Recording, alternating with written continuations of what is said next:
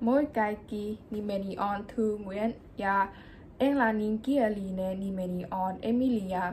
Minä olen tänä vuonna 15-vuotias. Minä asun tällä hetkellä Haiphongissa, Vietnamissa.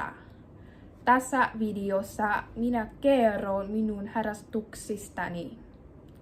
Harrastukseni on kielten opiskelu.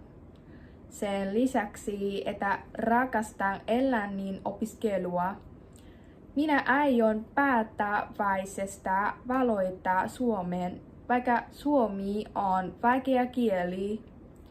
Tiedän, että vieraan kielen oppiminen vaatii kovaa työtä.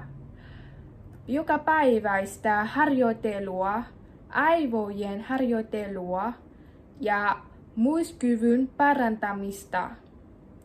Kiitos Finance Futurelle, että avasi minulle mahdollisuuden olla vuorovaikutuksessa suomalaisten ja kansainvälisten ystävien kanssa.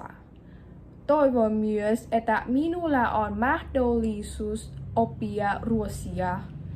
Minä rakastan suomea tosi paljon ja haluan opiskella ulkomailla maailman onnellisimmassa maassa.